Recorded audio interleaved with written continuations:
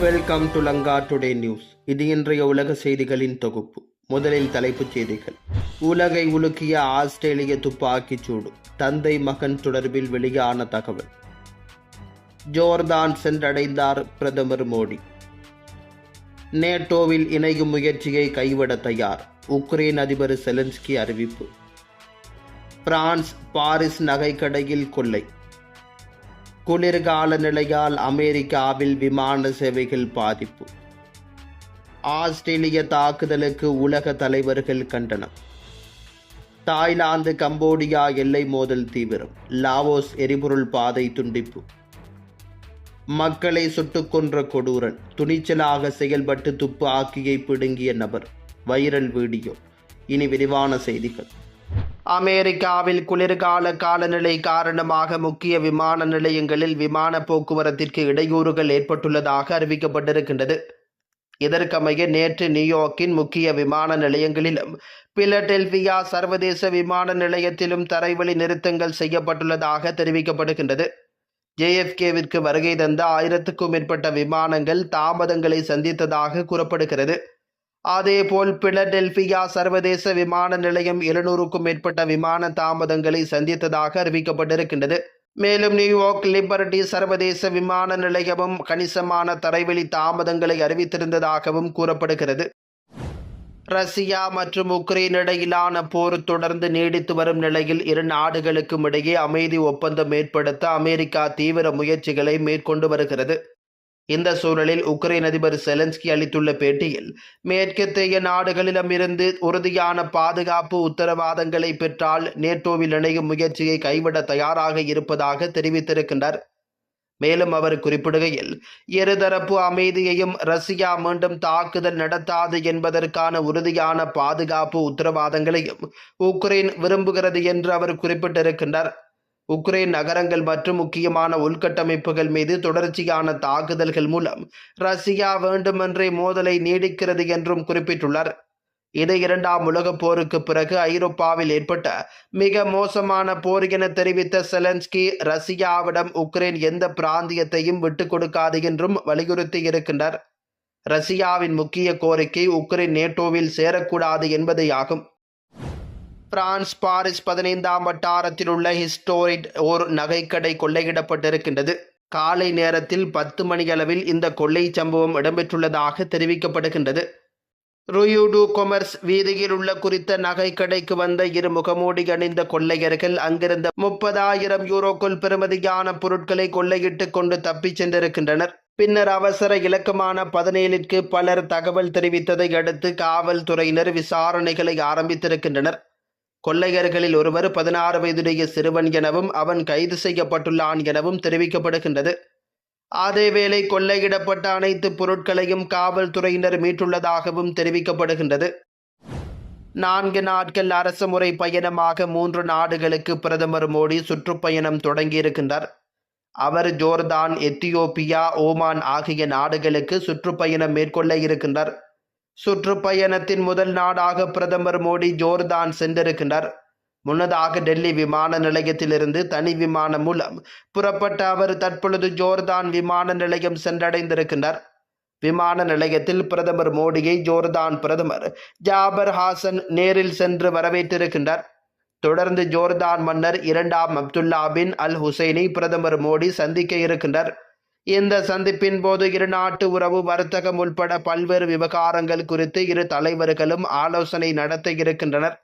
ஜோர்தான் பயணத்தை நிறைவு செய்து பிரதமர் மோடி நாளை எத்தியோப்பியா செல்ல இருக்கின்றார்.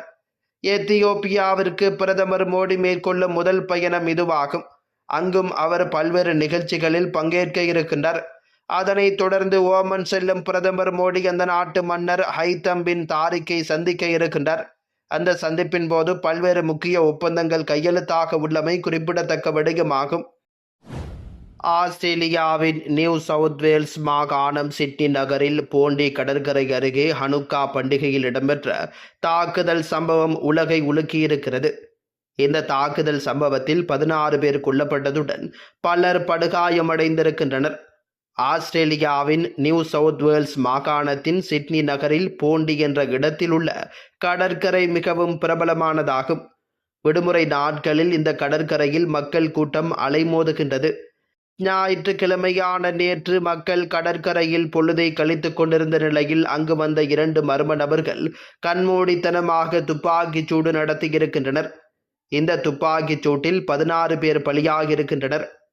ஆஸ்திரேலியாவை உலுக்கிய இந்த சம்பவத்திற்கு அந்த நாட்டு பிரதமர் அந்தோனி அல்பானிஸ் அதிர்ச்சி தெரிவித்திருக்கின்றார். துப்பாக்கிச் சூடு நடத்தியவர்கள் யார் என்பது குறித்து அந்த நாட்டு போலீசார் விசாரணை நடத்தி வருகின்றனர். இந்த நிலையில் இந்த துப்பாக்கிச் சூடு நடத்தியவர்கள் தந்தை மகன் என தெரிய வந்திருக்கின்றது. துப்பாக்கிச் சூட்டில் ஈடுபட்ட 50 வயது சஜீத் அக்ரம் போலீசாரால் சுட்டு கொலை செய்யப்பட்டிருக்கின்றார். மகனான 24 வயது மகன் நவீத் அக்ரம் காயமடைந்து மருத்துவமனையில் சிகிச்சை பெற்று வருவதாக போலீசார் தெரிவித்திருக்கின்றனர். இந்த நிலையில் தாக்குதலை நடத்திய இருவரும் பாகிஸ்தானிய வம்சாவளியைச் சேர்ந்தவர்களாக இருக்கலாம் என சந்தேகம் வெளியிடப்பட்டுள்ளதாக தகவல்கள் வெளியாகியிருக்கின்றது. ஆஸ்திரேலியாவின் சிட்னி போண்டாய் கடற்கரையில் நடத்தப்பட்ட தாக்குதலை உலகத் தலைவர்கள் கடுமையாக சாடியிருக்கின்றனர். அமெரிக்க அதிபர் டொனால்ட் ட்ரம்ப் அது மிகவும் மோசமான செயல் என்று குறிப்பிட்டிருக்கின்றார். வெள்ளை மாளிகையில் நேற்று ரோட் ஐலண்ட் மாநிலத்திற்கும் பிரவுன் பல்கலைக்கழகத்தில் நடத்தப்பட்ட துப்பாக்கிச் சூட்டில் பாதிக்கப்பட்டோருக்கு இரங்கல் தெரிவித்த போது அவர் இவ்வாறு குறிப்பிட்டுள்ளார். இஸ்ரேலிய அதிபர் ஐசக் ஹெர்சாக் யூதர்களுக்கு எதிரான கொடுமையான தாக்குதல் அது என்று குறிப்பிட்டிருக்கின்றார். பிரெஞ்சு அதிபர் இம்மானுவேல் மேக்ரோன் அது போன்ற தாக்குதல்களை தடுக்க பிரான்ஸ் கடுமையாக போராடும் என்று வலியுறுத்தியிருக்கின்றார்.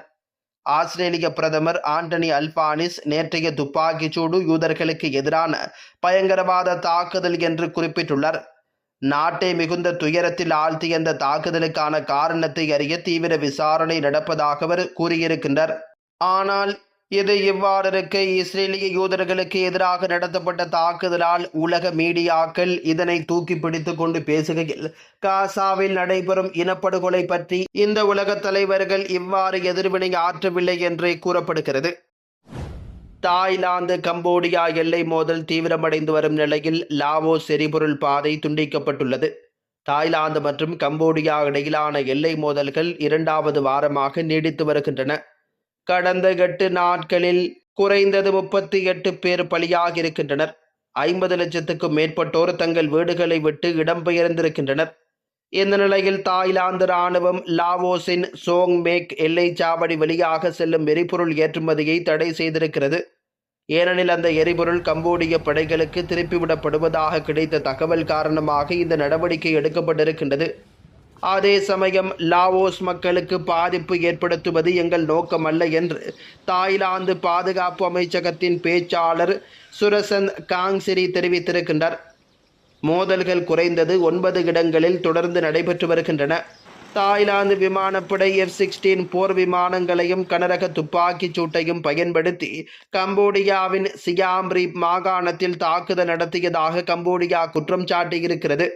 தாய்லாந்து அதிகளவில் போர் விமானங்களையும் கிளஸ்டர் குண்டுகளையும் பயன்படுத்துகிறது என்று கம்போடிய பாதுகாப்பு அமைச்சக பேச்சாளர் மாலே சொசெட்டா தெரிவித்திருக்கின்றார். ஆஸ்திரேலியாவின் நியூ சவுத் வேல்ஸ் மாகாணத்தின் சிட்னி நகரில் போண்டி என்ற இடத்திலுள்ள கடற்கரை மிகவும் பிரபலமானதாகும். விடுமுறை நாட்களில் இந்த கடற்கரையில் மக்கள் கூட்டம் அலைமோதுகின்றது. இந்த நிலையில் இந்த கடற்கரையில் யூதர்கள் நிகழ்ச்சி நடந்து கொண்டிருந்த போது அங்கு வந்த 2 மர்ம நபர்கள் கண்மூடித்தனமாக துப்பாக்கிச் சூடு நடத்தியிருக்கின்றனர். இந்த துப்பாக்கிச் சூட்டில் 16 பேர் பலியாகியிருக்கின்றனர். ஆஸ்திரேலியாவை உலுக்கிய இந்த சம்பவத்திற்கு அந்த நாட்டு பிரதமர் அந்தோனி அல்பானிஸ் அதிர்ச்சி தெரிவித்திருக்கின்றார். துப்பாக்கிச் சூடு நடத்தியவர்கள் யார் என்பது குறித்து அந்த நாட்டு போலீசார் விசாரணை நடத்தி வருகின்றனர். இந்த நிலையில் இந்த துப்பாக்கிச் சூடு நடத்தியவர்கள் தந்தை மகன் என தெரிய வந்திருக்கின்றது. துப்பாக்கிச் சூட்டில் ஈடுபட்ட 50 வயது சஜீத் அக்ரம் போலீசாரால் சுட்டு கொலை செய்யப்பட்டிருக்கின்றார். அவரது மகனான 24 வயது மகன் நவீத் அக்ரம் காயமடைந்து மருத்துவமனையில் சிகிச்சை பெற்று வருவதாக போலீசார் தெரிவித்திருக்கின்றனர். இருவரும் பாகிஸ்தானிய வம்சாவளியைச் சேர்ந்தவர்களாக இருக்கலாம் என சந்தேகிக்கப்படுகிறது. இந்த நிலையில் யூதர்கள் நிகழ்வில் துப்பாக்கிச் சூடு நடத்தியவர் மீது பாய்ந்து துப்பாக்கியை பிடுங்கிய அகமது அல் அகமதுக்கு பாராட்டுகள் குவிந்து வருகின்றன. இது தொடர்பான வீடியோ இணையத்தில் வைரலாகி இருக்கின்றது. இது குறித்து பேசிய அகமதுவின் உறவினர் முஸ்தபா அகமது ஒரு ஹீரோ என்றும் 2 இடங்களில் குண்டடிபட்ட அவருக்கு சிகிச்சை நடந்து வருகிறது என்று தெரிவித்திருக்கின்றார்.